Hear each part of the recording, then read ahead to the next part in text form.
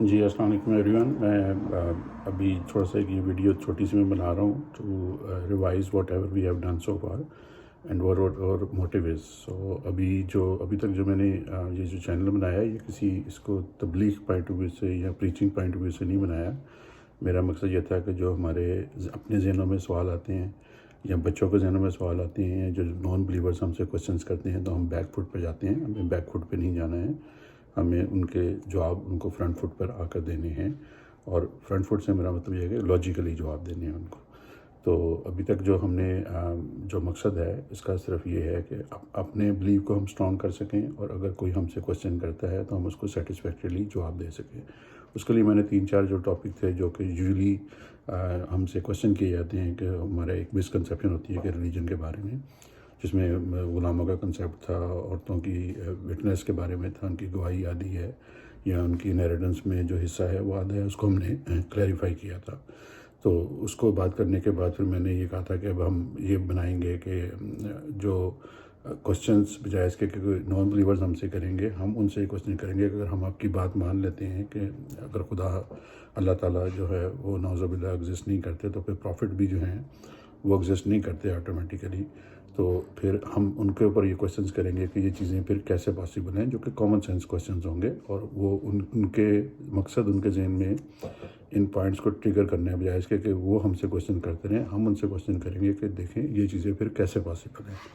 تو اس چیز کو ہم نے اب کنٹینیو کرنا ہے، اور میں اس کے اوپر سیریز آف ویڈیوز بناؤں گا. اب جو لاسٹ ویڈیو تھی وہ کیونکہ اس پوائنٹ آف ویو کو ایکسپیرینس کرنے کے لیے ایک انٹروڈکٹیو ویڈیو تو تھوڑی لمبی ہو گئی تھی. تو میں ابھی جیسے میں نے بتایا کہ ہم نے جو کامن کوشچنس جو ریز ہوتے تھے ان کو میں نے ایڈریس کیا. اگر کسی کے ذہن میں اس کے بارے میں کوئی بھی کوشچنز ہیں، کوئی نئے کوشچنز ہیں، کوئی آپ کے اپنے ذہن میں آتے ہیں جو آپ کو انکاؤنٹر کرنے پڑتے ہیں اپنے کولیگس کی طرف سے، بچوں کی طرف سے، تو وہ آپ مجھے بھیج سکتے ہیں. میں اس پہ ریسرچ کر کے تو I will try to address to them. لیکن یہ ہے کہ دوسرا جو اب ہم نے کیا تھا کہ جو اب لاسٹ ویڈیو کی جو سمری ہے وہ یہ ہے کہ اگر آپ کو ہم یہ آپ کی بات، اگر آپ نان بلیورس کے پوائنٹ آف ویو سے یہ جو کوشچنز ریز ہوتے ہیں کہ اگر آپ سمجھتے ہیں کہ واقعی اللہ تعالیٰ ایگزسٹ نہیں کرتے نعوذ باللہ، تو پھر آپ مجھے یہ بتائیے کہ دوسری سچویشن صرف یہی ہے کہ جو قرآن جیسے کہ آپ نے دیا، تو پھر وہ آپ اس کا مطلب ہے کہ وہ خدا کی طرف سے اگر نہیں تھا تو پھر آپ نے ہی اس کو کریٹ کیا تھا. تو اس کو کریٹ کرنے کے لیے آپ مجھے صرف کامن سینس کوشچنز یہ ہیں کہ ایک جو خود قرآن سے اس کا لاجک دی گئی ہے کہ اگر آپ سمجھتے ہیں کہ یہ آیتیں جو ہیں وہ اپنے پاس سے بنا کر بیان کرتے ہیں، میں اس کا ایگزیکٹ ترجمہ نہیں کر رہا ہوں، اس کا مقصد بیان کر رہا ہوں. تو پھر آپ یہ بتائیے کہ یہ چونکہ 40 سال کی عمر میں آپ پر وحی آنا نازل ہوئی تھی، تو یہ 40 سال تک یہ شخصیت آپ کے درمیان میں رہی ہے. آپ نے کبھی ان الفاظ میں، اس وے آف لینگویج میں، اس طریقے سے ان کو کبھی بات کرتے سنا ہے جو کہ قرآن کی لینگویج ہے. اور یہ اس کا مطلب یہ ہے کہ یہ ایک اوپن چیلنج تھا ان لوگوں کے درمیان میں جن کے درمیان میں آپ 40 سال تک رہے تھے. تو جب حدیث کی کتابیں تو اس لیے بعد میں مرتب ہوئی، تو ہم یہ کہہ سکتے ہیں اس میں تھوڑا لینگویج میں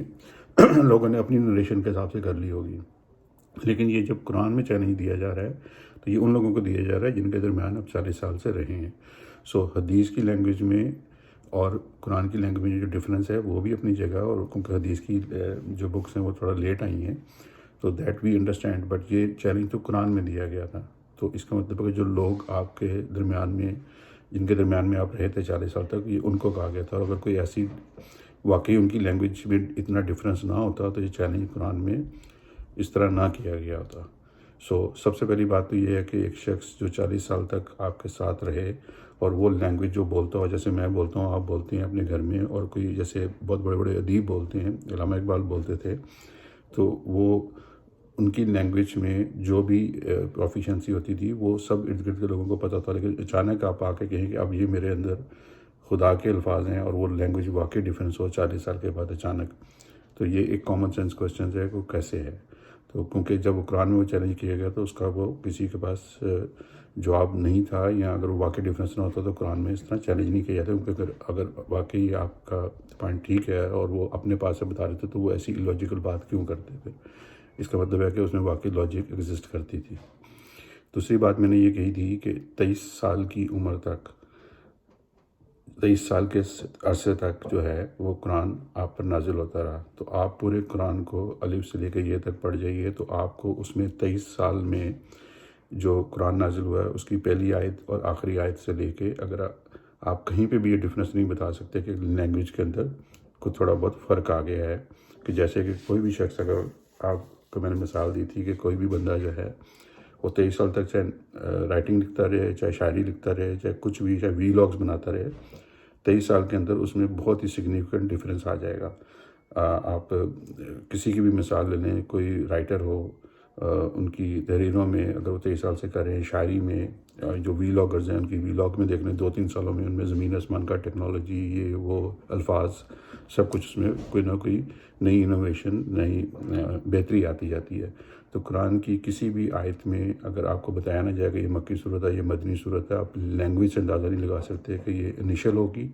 یا یہ بعد کی آیتیں ہیں یا بعد کی صورتیں ہیں۔ سو یہ بھی بڑا ایک لاجیکل کوشچن ہے ان کے ساتھ کہ آپ یہ کیسے کہہ سکتے ہیں کہ ایک شخص اگر بقول آپ کے کہ وہ نعوذ باللہ اپنے پاس سے بنا کر بتا رہے تھے، تو 23 سال میں آپ ان کی لینگویج کی وے آف نریشن میں کوئی فرق ہی نہیں آیا، ٹھیک ہے۔ سو یہ دوسری لاجک ہوگی۔ اب تیسری میں صرف یہ تو ابھی تک میں نے صرف سمری کی ہے، یہ کوشچنس، اس کا مطلب یہ ہے کہ ہم صرف ریز کر رہے ہیں کامن سینس کوشچنس، اس کا مطلب یہ نہیں ہے کہ کوئی ہم یہ کریں گے اور اس کے بعد وہ سب جو ہے وہ ایمان لے آئیں گے اور وہ مطلب فٹافٹ جو ہے وہ کلمہ پڑھ لیں گے۔ تو یہ آپ بجائے اس کے کہ وہ بھی کوشچنس کریں، آپ بھی ان سے یہ کوشچنس کر سکتے ہیں۔ تیسرا، کیونکہ ابھی میں اس ویڈیو کو شارٹ رکھنا چاہتا ہوں تو صرف ایک ایڈیشن میں کر دیتا ہوں کہ آپ اگر کسی کو سمجھ نہ ہو، اگر کسی نے پڑھی اور نہیں، تو آپ اس کو یہ بڑے ہی اعتماد کے ساتھ یہ چیلنج دے سکتے ہیں کہ آپ بائبل کو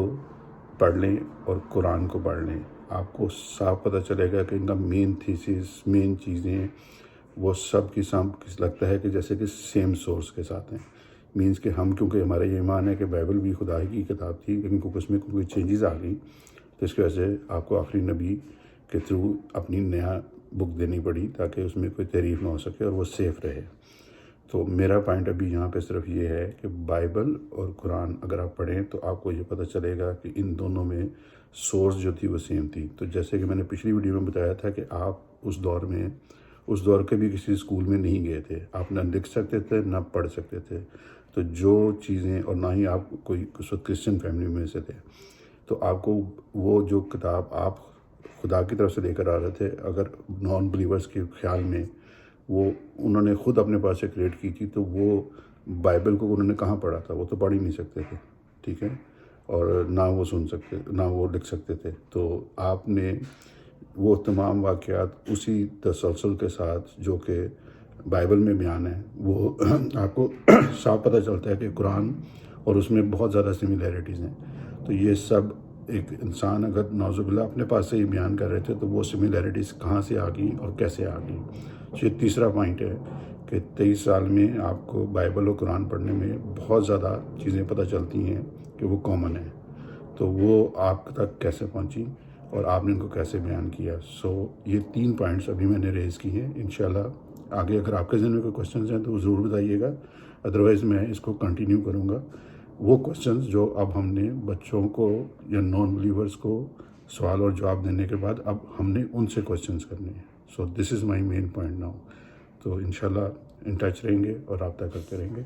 اور اب نے کوئی ضرورت ہو، کوئی بھی بات ہو تو پلیز ضرور بتائیے گا مجھے، ٹھیک ہے۔ تھینک یو جی، اللہ حافظ۔